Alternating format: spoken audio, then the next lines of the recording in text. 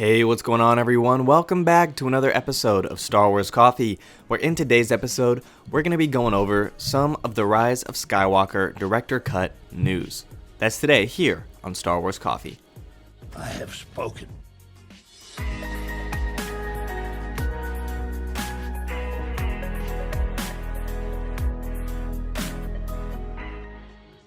Hello there to all of the returning subscribers, but if you're new to the channel and you're just finding me for the first time, be sure to hit that subscribe button, hit that like button on this video and any other video from the channel that you check out, and be sure to hit that notification bell so that the bell is completely filled in, as this is the way you will never miss a new video the second it goes live.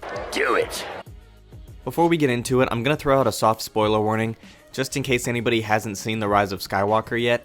There will be spoilers from not what exactly was in the movie, but some things that could be in the movie that could give away some details. So if you don't want to be spoiled in any way, shape, or form, this has been your spoiler warning.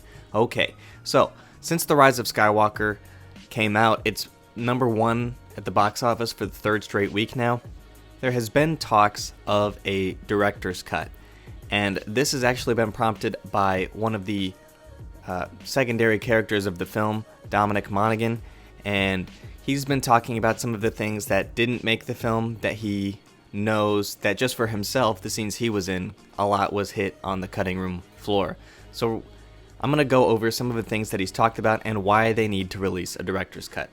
So this report comes from The Hollywood Reporter. This is the interview that he gave with Dominic Monaghan. Quote, "Since the release of The Rise of Skywalker, viewers have been divided over their feelings about the film. This came to a head Thursday as an anonymous, unverified Reddit post suggested that the film was subject to a significant amount of studio meddling, prompting the hashtag #ReleaseTheJJ to trend across social media. While Monaghan didn't speak to these latest conspiracy theories, he does wish for the release of a director's cut given the sheer volume of unused footage that J.J. Abrams shot. Dominic says, "Like a lot of Star Wars fans, I'm hoping there will be a director's cut, so we'll get to see a lot more of the stuff that was filmed. I wasn't there all the time, but even in the short time I was there was so much stuff filmed that didn't make the theatrical version. Oh man, there was so much stuff."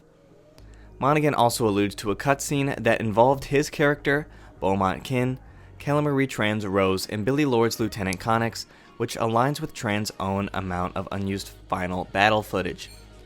He says, "Another thing that we will hopefully see at some point in the future is the final battle. Connix injures her leg. Obviously, myself, Rose, and Connix are exiting the battle, and Rose has a weapon. While Rose is busy doing stuff, I grab Connix's arm and put it over my shoulder to make sure that all of us come back as unscathed as possible." Aside from Dominic Monaghan's Lieutenant Beaumont Kin and Lieutenant Connix scene, there was a lot of subplot that was going to keep Rose kind of more in the main of the film between her and Leia that ended up hitting the cutting room floor as well. So aside from all of the Palpatine stuff, the Rey stuff, the Kylo Ren stuff, all of that stuff, we know there's going to be some stuff that hit the cutting room floor there too, but a lot of it has also been cut on the other half of the plot.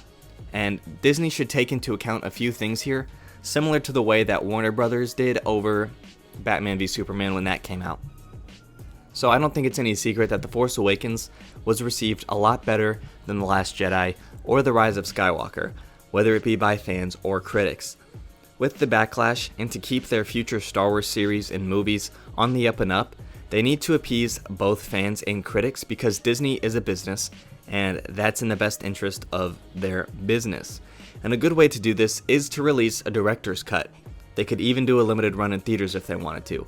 And again, keep in mind that The Rise of Skywalker has just had its third straight week as #1 in the box office. People are still going to see it.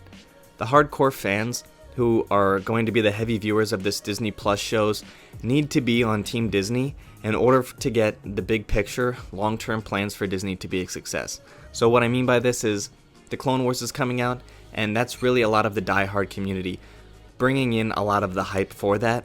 We're going to be the type of fans who are going to be drawing up a lot of the media for it. Because it's not just getting your news from TV. All of these online sites are going to be drawing buzz for Disney as well. So in order to appease the fans, because a lot of the media is now fans, like this channel for example, fans of Star Wars, is where a lot of fans are actually getting their information. And so we're helping to shape future of Star Wars just by being here and by being in the community of Star Wars fans. And like The Mandalorian and Kenobi and the Cassian Show and Rogue One and Solo, all of these future films, we have a lot more say in it than we do realize. Because with social media, we all have a voice, and we can all talk about what we liked about the film, what we didn't like about the film. And Disney's going to have a lot more free access to our thoughts on the film without having to directly talk to people anymore. And if they want to continue to make fans happy and continue to keep us excited for like the future Mandalorian, future Kenobi, future whatever Disney Plus series they decide to do, then they need to keep us happy. Otherwise, we're going to dwindle in the interest for it, and they're not going to have as much of a reason to make these things. And they're going to have less profit at their bottom line at the end of whatever fiscal year they're talking about. So it's really important for Disney to keep us happy if we in order for us to keep them happy in the sense of their pockets, which Disney's a business. You can say what they want. They make movies, but they're a business at the end.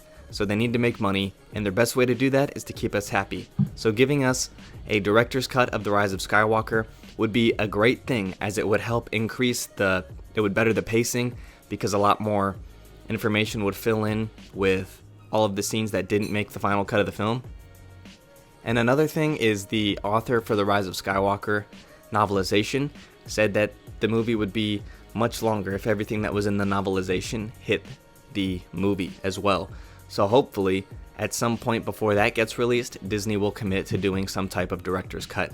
I think at this point, with the backlash of the last two movies, they might actually consider doing this a lot more than they would, let's say, during The Force Awakens or The Last Jedi. At this point, with the Skywalker saga finally wrapped up, I think they would seriously consider this if we can cause enough of a stir in the community for it. But that's just my opinion, so let me know what you guys think with a comment down below. That wraps things up for me here in this video. Thank you guys for watching. May God bless you and the Force be with you. If you enjoyed this episode, and frankly, even if you didn't, don't forget to subscribe. Do it. And if you want to help spread the word, please give this video a thumbs up and tell your friends to subscribe. Please check out the official Star Wars Coffee merchandise, and don't forget to check out all of the content playlists on this channel, including The Rise of Skywalker, The Mandalorian, and much more.